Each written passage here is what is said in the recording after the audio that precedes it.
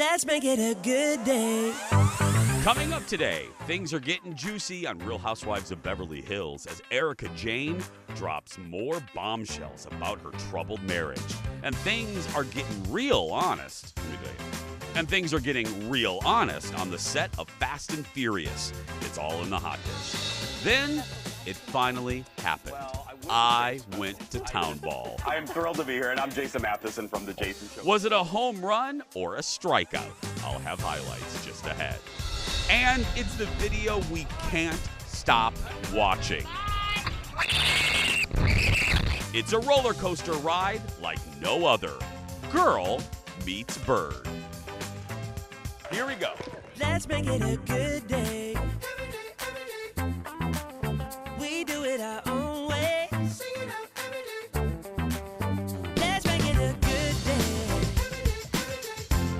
Oh, no matter what they say. Oh, yeah, yeah. Good morning, Andover. Good morning, Sauk Rapids. Good morning once again to Faribault. And good morning to you. Hi, everybody. Welcome to The Jason Show. I'm Jace. Please welcome my sidekick sister from another Mister and Delta Airlines Employee of the Month, Kendall Mark, everyone. Your exits. Find your nearest exit. And it could be behind you. Thank you, Kendall. And don't forget, the nearest exit Could be could behind be you. behind you. Please bring the tray. Can you ask your mom something? Yes. And I know I'm going to get, poor Jeff and Ted, we're going to get inundated with emails about this. But I have a legitimate question. Why does it matter that, I get the tray tables, but why does our seat backs have to be in an upright position on takeoff and landing? What's the safety thing with that? I'm guessing that it has to do with if you had to fling yourself forward because you went to a really Of turbulence fast or stop. something? I don't know. It's my guess. I'll find out. Will you please ask your mother, former flight attendant? Yes, I shall ask. I'm sure there's some flight attendants watching. Go ahead and email us on the show or Jason Matheson on Instagram. But I've always wondered that when they say that. Okay. I don't know. Hey, I'm going to stick with you for a second before we say hello to the audience. On behalf of all of us, happy anniversary, happy anniversary, happy anniversary, happy anniversary. Thanks, Jason and everyone. You're welcome, Kendall. That was very stilted. That song was just so great. And oh, there's pictures. Look. Thanks, guys. There's photos of us. That was on our honeymoon. Oh, I thought that was just a random Wednesday. Look at that. Well, It's it Beer could be. Winch Wednesday at Kendall's house. Yeah, that was when Jordan had long hair and a beard. It was a very weird phase. Let me be very clear, and I think you will take this as a compliment, as will your husband. Okay. I love you say that like, ugh.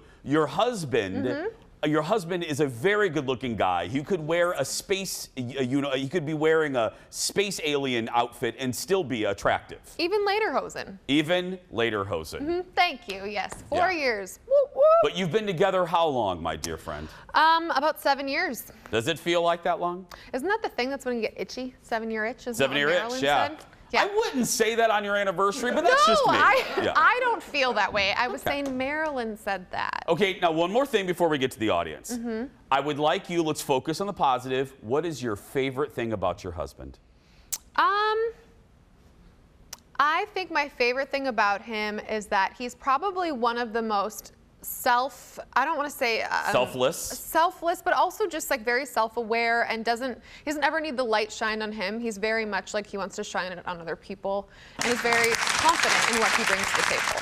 And that's hard when you're married to someone on TV. Yeah. It's not always easy. So. You did worry me, my friend, because you paused a really long time. I couldn't figure out the word that I was wanting to use, but that's. He's a good guy. He's a really good person. You both are great people, and you deserve each other. And he's just really handsome to look at, too. He's really good looking to look at. I don't even know what I just said. Anyway, let's say hello to our audience. Leo, go ahead and pot him up today. We have a big house. Look, it's like Hollywood Squares here. First, we have Lorlee, right? Lorlee, is that your name? Yep, Lorlee. And you're from Mankato, right, my friend? Correct, I'm from Mankato. Okay. And then Dawn, where are you coming in from?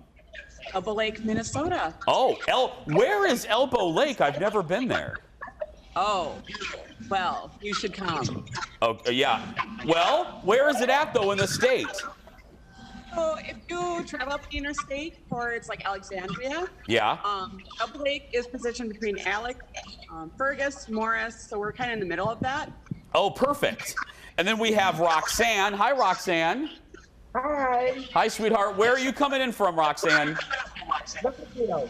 Okay. And then finally, the dudes. We have Ryan and Daniel. Hi, guys. Hey, how's it going, Jason? Well, we love it when we have a dude party here, and we have it today. We're going to be checking in with our audience a little bit later. Thanks, guys, so much for being here. So, look at that, Kendall. Look at that. See, what happens is we give away mugs, and we have people that work here at Fox 9 that didn't even know we put on a show that want the mugs. Did you see the commercial for it? I did. You know how it spins? Yeah.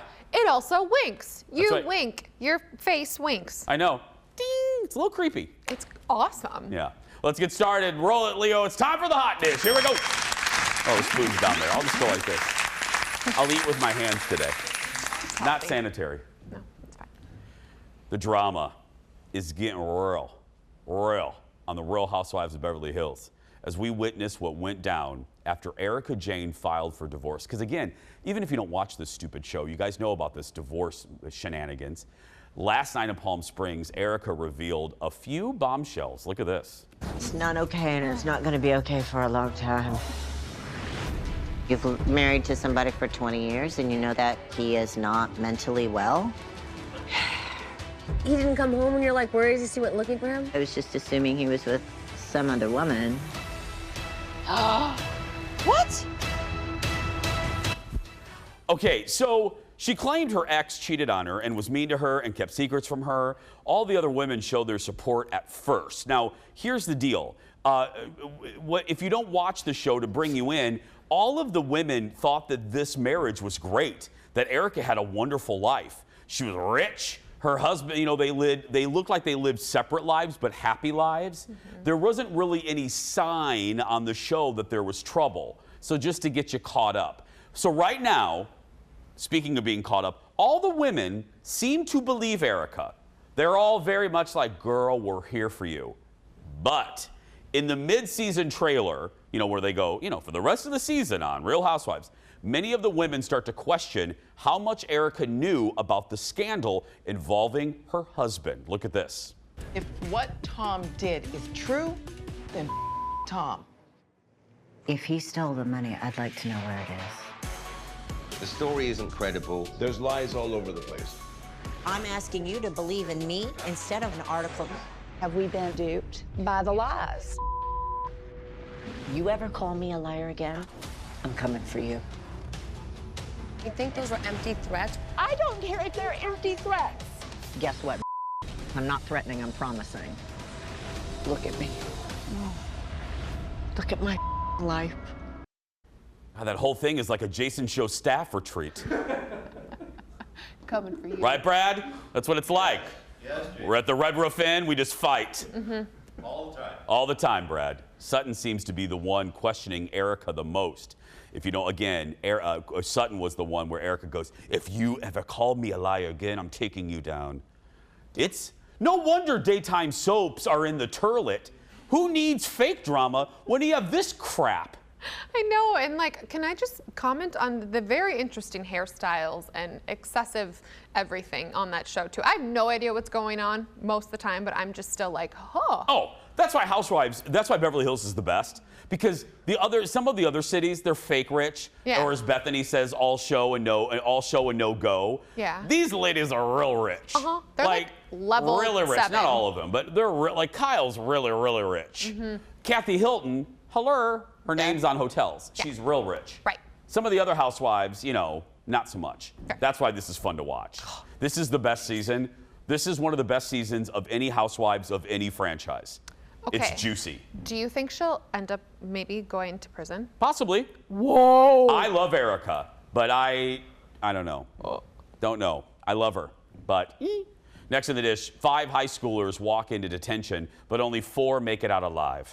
That's the premise for a new show on Peacock called One of Us is Lying. Some are saying it's The Breakfast Club meets Pretty Little Liars. Here's a little teaser. Welcome back, Bayview. I hope you're ready for a wild year, because it's only the first day of school. And one of these 4 made it my last.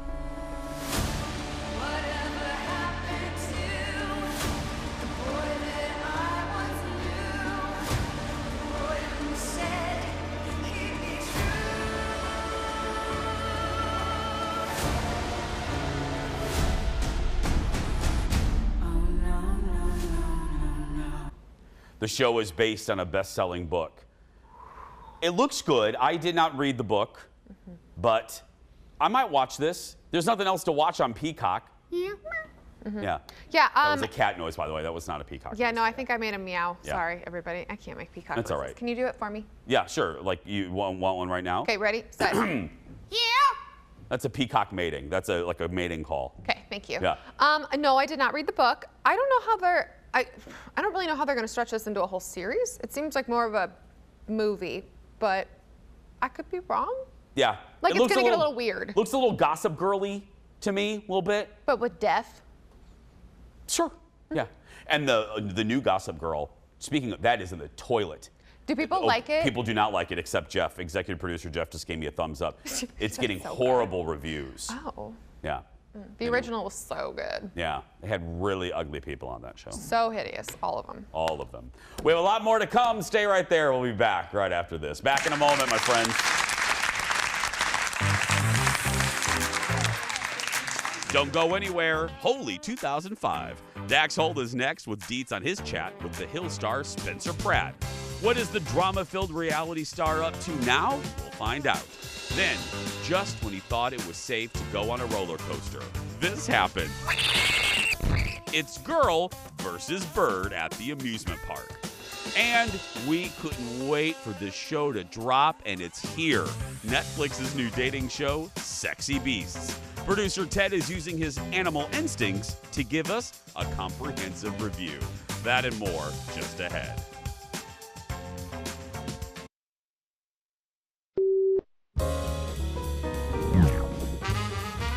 '2010 Vancouver Winter Olympics. Yes. And you had campaigned over on Comedy Central. Yes. For a more prominent position. I wanted to be employed by NBC for the Olympics to be a correspondent.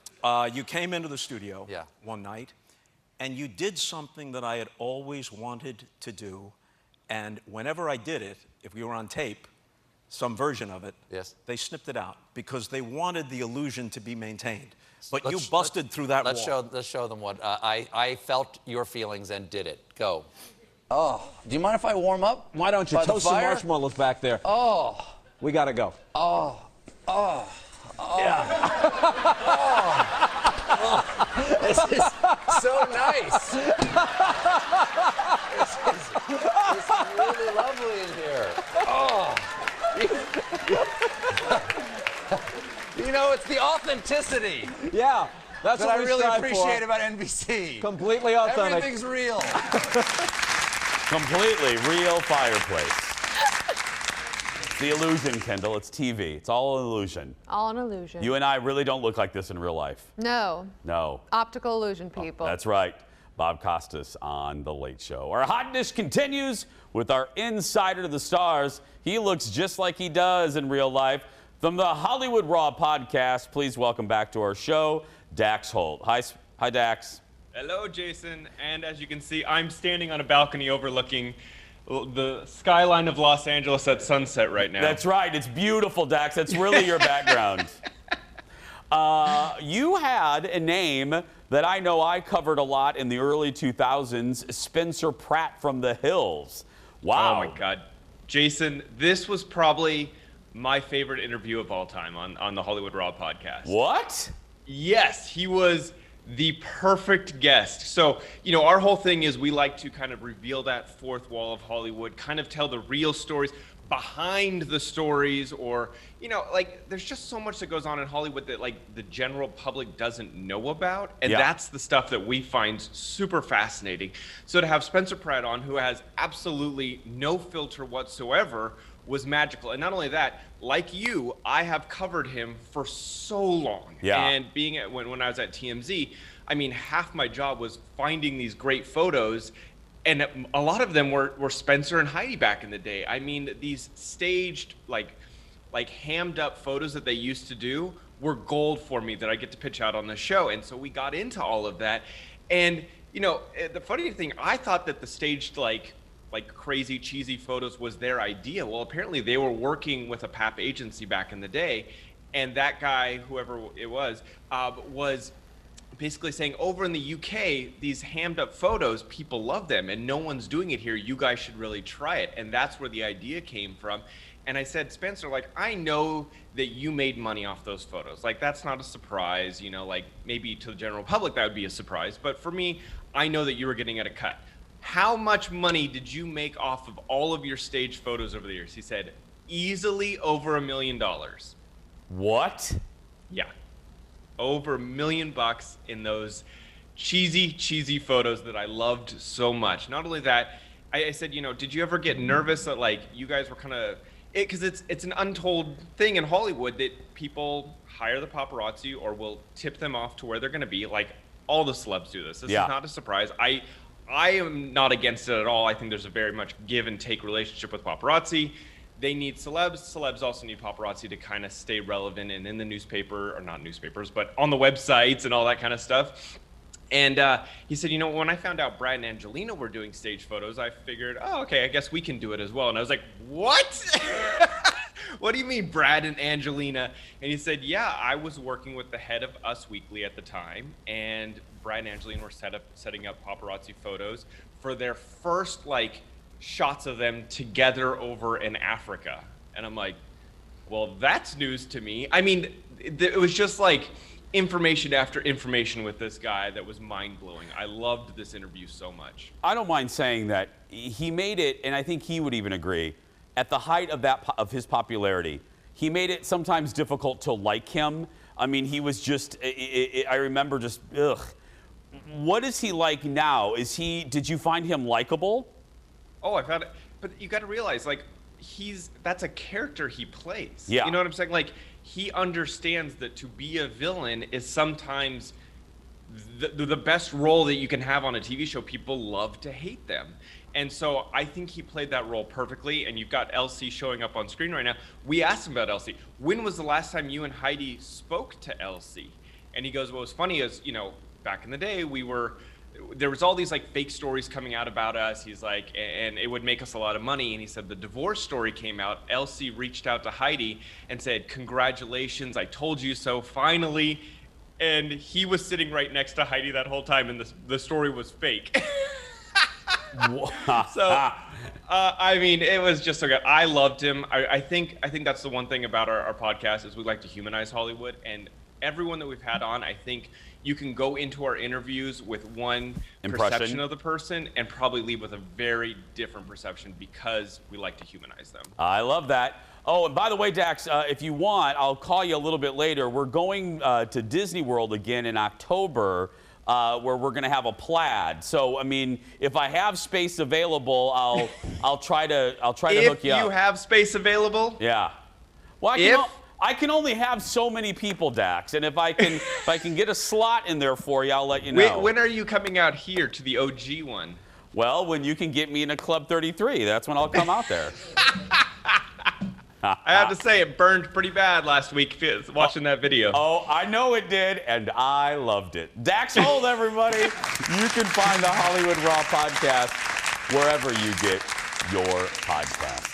Did you like, before we got to talk to the audience, did you like you liked The Hills, didn't you, if I remember correctly? I did. I liked it more in the beginning. I didn't like it as much as it went on. Okay. Yeah, but yeah, I was not a big Spencer. I was not. I did not like him at all. Let's go to the audience here. Dawn. Dawn, you have a question that I love. Dawn asks, what's the one guest or coworker who makes you laugh uncontrollably?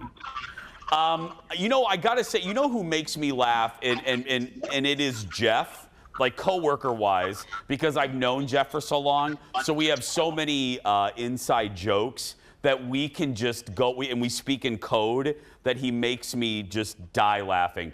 The guest that has made me laugh uncontrollably is no question, it's Beverly Leslie. It's Leslie Jordan. From Will and Grace and American Horror Story. Leslie Jordan is a guest where his stories are so great that I mean, because he just doesn't care and he tells it like it is. And he's the funniest storyteller. He does one-man shows. If he ever comes into town, go see Leslie Jordan. Good question, Dawn. Thank you. Okay, we'll talk to them a little bit. There's audio issues. Sounds know. sounds like someone's washing their clothes. Well, you know, too, when you're on a Zoom call and you're like, can I talk now? Because the Yeah. delay's so bad. So that you're, no, just that. He's got a really funny Instagram, too. Leslie Jordan. Yeah, absolutely. Yeah, So funny. absolutely. Hey, speaking of the audience, too, we're still, I would like to give you an update when we know we're working on bringing the studio audience back. I think a plan will be in place soon. And we'll let you know what that plan is because, you know, it'll be a new normal. We'll let you know, and we can't wait to welcome people back in, probably for the new season, season 7. Can you believe that? Weird. 7 years, 7 seasons. Nutter Butters. Next in the dish, the original director of Space Jam has a few thoughts on the new Space Jam movie. But before we go there, it's time for the drama whore. Oh, no, she didn't. Oh, yes, he did. Joe Pytka, the director of the '96 film, said he's watched the new one, but had to do it over 5 separate sittings because it was too dull. According to TMZ, he has a lot of issues with the movie. The soundtrack is what he calls insignificant, and the stars are not just as big as the original. The new one stars LeBron James. The old one featured Michael Jordan, Larry Bird, Charles Barkley, and Patrick Ewing. He said Bugs Bunny looks like one of those fluffy dolls that you buy at the airport gift shop. The new Space Jam movie is so far a hit at the box office, bringing $31 million. The director for the new film, Malcolm Lee, hasn't responded, and he probably shouldn't. You don't want to get into a Twitter war like that. No. And I have to say, I get it if you're asked a question, but why put that out there? I know. You know what I mean? Really, you sound very bitter Betty. Yes. You know? Yes. It's not a good, let's just say, you know what? I haven't seen it. You know what it's like as a director to it's like putting a baby out there and then someone says your baby's homely.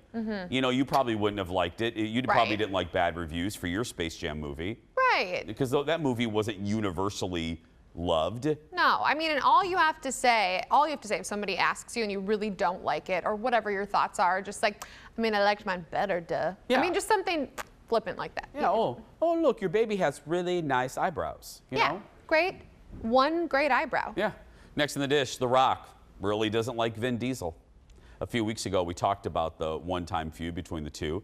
The two worked together in a bunch of Fast and Furious movies together. Vin said the two had a beef because he was an executive producer and gave The Rock, quote, tough love on the set. Yeah, because Vin Diesel is Laurence Olivier. In a recent interview, The Rock responded to those comments. I laughed, and I laughed hard, and I think everyone had a laugh at that. He then said he wished them all the luck on Fast 9, 10, 11, and however many Fast and Furious movies they choose to do without him. Rock for the win! The Rock had originally signaled there was a feud back in 2016 when he said he liked his female co-stars, but not the male co-stars. That is a little funny. Look, yeah, and I have no dog in this. I have no pony in this race. I don't like those movies. I'm not a huge Rock Vin Diesel fan. The Rock I've met, he's very nice, very nice, very successful, very nice. He did the movie with Kevin Hart, and I went to New York to interview the two of them. Delightful man, couldn't have been kinder. But I'm not an action movie kind. You know that. I'm not an action movie kind of guy. And it doesn't matter. It's like you don't have to like everyone. No, yeah, you don't like it. You don't have to. That's the thing. It's just like a shock to people. You don't have to like everybody that you work with. Right. It's, I do. Let's be very clear.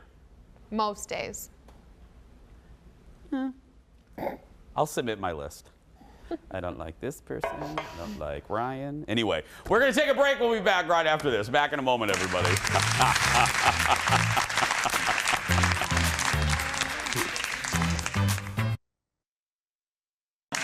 Let's make it a good day. We do it our own way. Sing it out every day. Let's make it a good day. Oh, no matter what they say. Oh, yeah. The boys of the Am House bringing us back. Make it a good day. That's our motto, right, Kendall? Yep. Make it a good day, especially when it's your anniversary. Yeah. That's right. Welcome back to the show. I told you yesterday I was headed to Faribault last night as part of the season finale for Fox 9 Town Ball Tour. It was a great night in a beautiful city. The good people of Faribault welcomed us. We have some photos here. Here's our crew of 50. Now, again, I've been making fun of Town Ball because of how many people are there. Here's my buddy, Amy Hockert. I've worked at Channel 9 for over 20 years. I've never worked with Amy, and she is a delight. One of the nicest people. As I said, so many people came out early to see us. I took a couple pictures with folks, and it just couldn't have been nicer. And the town was just so excited to have us there and to have a spotlight kind of shown on them. This is a gentleman, he's a coach of one of the teams, the Lakers, and he was showing me the field and how beautiful it was. There's my buddy Chris Reavers, formerly of My Talk, now of the Garage Logic podcast. I've known Chris for years. He's actually a coach of the Lakers. He's a first-to-base coach, and there we are with Amy. Chris is a good guy, and he's been a good friend, and he loves baseball. And here's the thing, before we have some clips, actually, let's do the clips, and I'll tell you a little bit later. There's two little highlights from, we did the 5 o'clock news out there and the 6 o'clock, and we had a variety of guests, and one of them, Larry and Darla. Now, Larry and Darla they go to every, Kendall, listen to this, every home game, I think they even go to all the away games for years, and they've been married 56 years. Wow. They were 53 years. They're as cute as a speckled pup. Here's a little highlight from our interview with Larry and Darla. You're married over 50 years. What's your number one marriage advice? He listens and I talk. That sound good? The end. You are walking television, Darla. Did you have anything to add? No. No. Yeah. No. He didn't. Larry, this is wrapping our business. Okay. Right You're we love you. Thank you for being so loyal to these Lakers. Thank you for being Thank you for having us. All right. Thank you. I want to take them home. I love them. That's great. Yeah, and they're so, look, and Darla worked at the elementary school there. She was a secretary. So I got a little teary because she goes, the boys on the field, I watched them grow up. They would come through the office. And it's just that sense of community. And again, I'll talk about all that in a minute. I also got to talk, I got a chance to talk to the vice mayor of Faribault. Take a look at this. Our community is just not just one sector, it's everything involved in it. And it's just a great community to live in. No wonder you're the vice mayor. Listen to that. Thank you. I'd move to any town. Yeah, you would move to any town. I don't think you took a breath that whole time. It was just... Do you want to anchor? We have opening. If you would like to host the Jason Show when I go on vacation, you're the best. I mean, can I be the vice Jason? You can be the vice Jason. Yes, there we go. Get your head on the logo. All right. How's all that? Right. Sounds good. Put Tom. Tom, there right we go. there. Thank you. Hey, if I get a shirt like that, I'll can get come. you that shirt. Tom, you can have whatever you want, buddy. The vice. My first question was, what the hell's the vice mayor? If the mayor, goes to Tahiti or something, he steps in. Here's the deal. 90% of the day, I'm a smart aleck little kid, and I like to poke fun at things. We wouldn't have a show if I wasn't a smart aleck. But the truth of the matter is, my poking fun at Town Ball really was a joke about the fact that we did, and I told you guys this, we did a live show many years ago at the Target Field, and Fox 9, under different management, sent us 2 people and a Cocker Spaniel. And that was it. And it was the worst hour of broadcasting I've ever had in my life. So then Fox, our station, starts Town Ball, and I start seeing that they start sending 70 people out there to do Town Ball. So of course I have to poke the boss. I have to poke the bear, Marion Mim Davey, who's not only our big general manager now, but this is her idea. It's her Bobo, as we call it. So I've been poking fun of it, and then she sent me out there. I now get it. I get it. Now look, I'm still gonna make fun of it, but I get it. Being out there and seeing the towns, seeing the field, seeing how something like Town Ball connects not only that city, but connects. There was a line in one of the scripts that I didn't read yesterday. I didn't. Yeah. It's a suggestion. But there was a line in the script that said Town Ball connects cities all across greater Minnesota. It's a unique connection. absolutely true. And it was fun watching the people get so excited and root for the guys on the field. And it's a sense of community. I know this sounds woo-woo, but it was a sense of community that's so great to see. And people they filled, I had to leave at 7, but they filled, there was like 1,000 people there, Kendall, last night. That's summer. That's summer in Minnesota. People think I'm fancy, and look, I get to go to fancy things, but you know, those are my folks. I'm more comfortable with people, good people like that in Faribault, eating a fish fry, playing pull tabs, than I am eating tweezer food and then going to McDonald's afterwards because I'm still hungry. But that's Minnesota. Those are good people right there. I'm glad that you got to go. I love Faribault. It reminds me a lot of Red Wing. And I mean, when people like you or Fox 9 come to somewhere like where I'm from, it means a lot. It's huge. It's a really big deal. Yeah. So. And by the way, look at this, ladies and gentlemen. I'm going to end on this. Like every spoiled child, I got a participation trophy. Look at that. From Marion Mim Davey. What? I'm sorry, what? Oh, it's from 2012. Again, low budget show. Low budget show. That's all they gave the 2021 to Randy Meyer. That's who they gave it to, yeah. Makes sense. Again, we're the little show that could. And we will when we return. Back in a moment. Back after this. Love you, Faribault.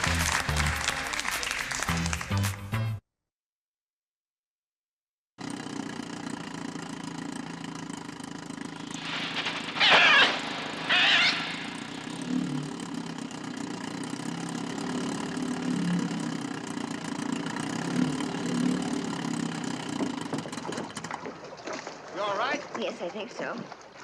What do you suppose made it do that? That's the thing I ever saw. I don't know. It seemed to swoop down at you deliberately. I mean, you just got to be careful. Beware of the birds. That's a classic clip from the classic Hitchcock movie, The Birds, with Tippi Hedren, who was here about 7 years ago. She was right here. Delightful. She's a Hollywood icon again. I try not to be over it. Delightful. Love the Tippi. Welcome back. It wasn't a horror movie, but a day at an amusement park that led to a scary moment with a seagull for one teenager. Now, let me say this, because I don't want the emails. Oh, you're so mean to birds. The bird is fine. The girl is fine. Let me repeat that, because if you email, delete. The bird is fine. The girl is fine. So please, come to the TV and watch this.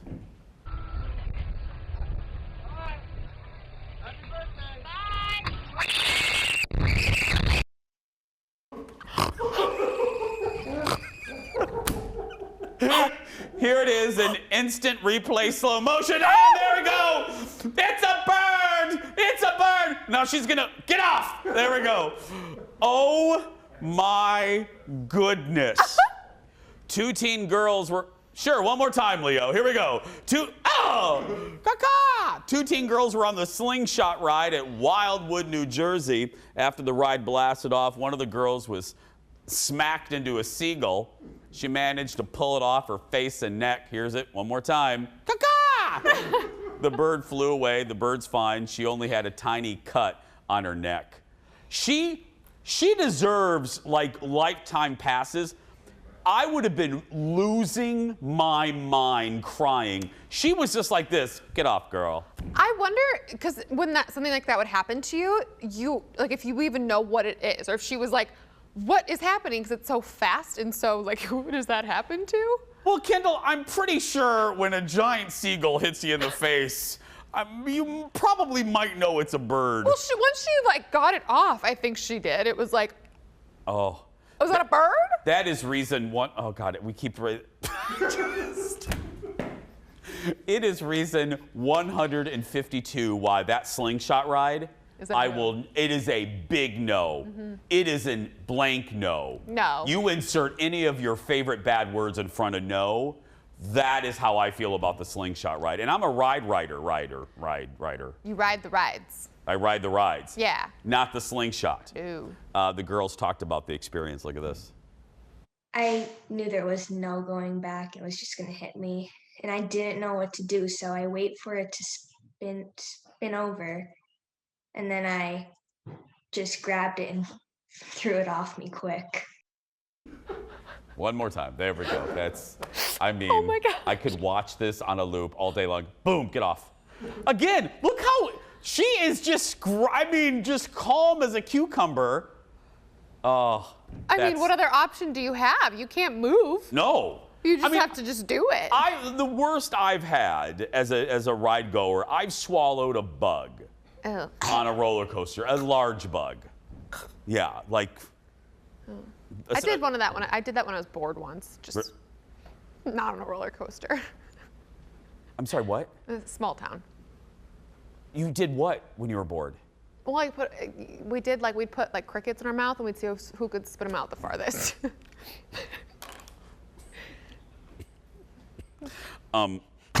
Is this before or after your dad shot the snake off the tire swing? Okay, to defend my mom, she was actually the one who tried to kill it with one of those scythe things, those like things. Where did you live in Hooterville? I grew up in the country.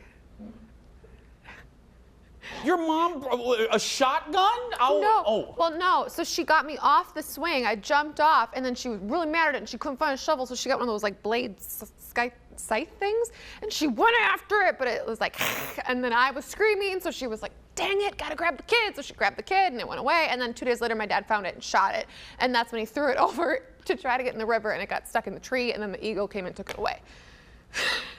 That's how it actually happened. You should submit that story to Pixar. That would be a great Disney movie. So yeah. We gotta go. Is the show over? No, we got a few more. Ted, can we just end the show now? We'll be right back. Back in a moment, everyone.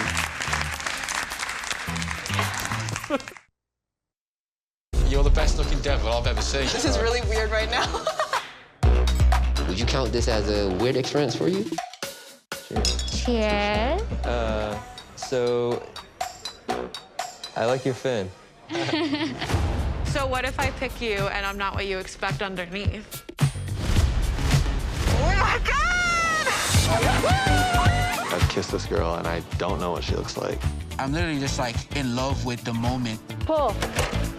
Oh! Whip it, whip it, whip it, whip it, whip it.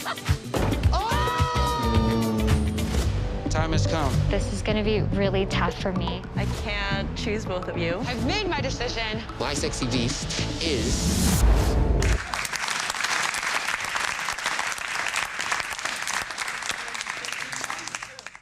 This is why France hates us. That's just FYI. Welcome back. Say goodbye to superficial dating. Finally, it's what's on the inside that counts. That's a clip from the new Netflix show, Sexy Beasts. It's getting a lukewarm reaction by critics, imagine that. But when it comes to trashy dating shows, there's really only one opinion that matters. And that means it's time once again for 43% of America loves Ted. Joining us from Sexy Beasts headquarters is Ted Johnson. Hello, Ted. Hello, good morning. Ted, question number one, because we've watched and we've reviewed every dating show. How does this one work and differ from others? So they do kind of like a speed round. So it's like you have one beast, and then they go on a date with 3 other beasts, and it's kind of 1, 2, 3. So it's quick, and then they eliminate the one that they connected with the least, so they're gone. Then we're down to 2, and then they go on an actual date where they go bowling or something, and then they pick their person in the end. So, and the beasts, obviously, they can reveal details about themselves, but you can't see anything physical about them. Right, except there was one time this guy got up, pulled the chair out from another, and just so he could check out her body. So it's just the face. Now, when do we actually get to see, at what point I can't believe I'm looking at this, but I'm trying to concentrate on the interview at hand. At what point in the format do we get to see what these people look like? So right there, she is telling which one of them, so she's telling them all what she likes about them, but what she doesn't like about them. Sorry. Okay. Oh, she's going through like, hello, Mr. Moose. She's like, Mr. Moose, you were really fun to be with, but I'm not sure you're into your family as much as I would like you to be. That kind of a thing. Then she will eliminate one, and then we will see that person revealed. The mask comes off. Oh, so it works like the mask. Okay, so once they're booted, then if they like boot the moose, then the moose is like, here's what I look like. Then we get to see what's on the inside or on the outside. Did any of the eliminations in the episode or episodes that you watched, was there any regret from the panda or the person that's doing the booting once they see the person revealed? Well, yeah, because they're all attractive. Oh, okay. So all the contestants are really attractive. So they eliminate one, they come out and they're like, oh no! But then they eliminate the other one, and they're like, oh no, I should have chosen you! And then they pick their winning one, and then it's like, oh, you're gorgeous. So there's no average looking guys on there? What the show needs is, this show needs like, let's make a deal. You know, you got the nice car, the vacation, and then the zonk. Yeah. You need a hideous person to be under the mask. I mean, I don't know about hideous. Why don't we just go with slightly homely? Sure. Perfect. Did it remind you of anything? Do you remember that really sleazy dating show, Eliminate? No. Oh, come on. Okay, so she'd go on a date with 4 guys. And, you know, it'd be like the group date from The Bachelorette. And then she would be like, I'm really having a fun time on this date. So-and-so, I like this about you. I like this about you. I like this about you. But I have to eliminate one of you. So then 3 of them go to the next part of the date. Then 2 of them go to the next part of the date. And then they end up making out with someone in the end. That's what this show was like. Did you like it? No. Oh, it was terrible. The show was just boring. It was just boring. I mean, it's like, here's the thing. I need to be in on the joke. I need to see what these people look like at the beginning of the show so I know what I'm dealing with. Oh. Yeah. Okay, that's a good observation, yeah. And there was no follow-up. So it was like, okay, they would make out, mask on and mask off, you know, so they would like pull back their big nose and then they go in for the kiss.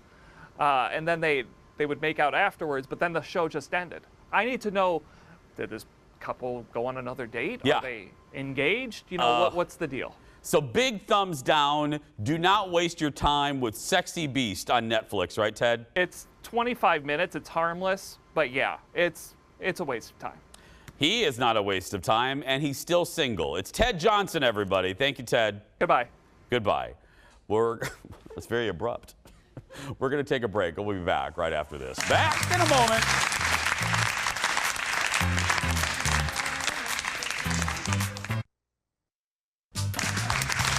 Welcome back. Want to say thank you. A couple of our Jason Show fan club members also traveled an hour to the Town Ball event yesterday. Kim was there. She's the one that dressed up like a mug at our Town Ball show. Fabulous. Devoted. Frogs could be falling from the sky, and Kim would watch our show. And then happy birthday to another member of our fan club, Chris O'Connor. It's his birthday today. Speaking of social media, you can stay connected with us on social. There's our pages, Twitter, Instagram, and Facebook. Just search for Jason Show TV. And as always, our personal accounts as well. Kendall Mark, where you can see fabulously posed photos. And Jason Matheson. I love your wine photo. Gives me life. Thank you, Thirsty. Yeah. Well, girl, like that wine picture is I'm thirsty. Right there. That's how she's posing. Yep. You can see them all. We'll be right back. Back in a moment. Oh, God.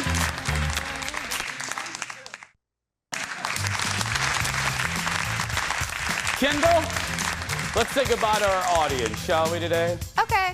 I want to say goodbye to Laura Lee. Laura Lee works at Shields, by the way, in Eden Prairie. I'm coming to visit. Oh, in Mankato. Okay, Mankato. I have not been to the one in Eden Prairie. I got to go.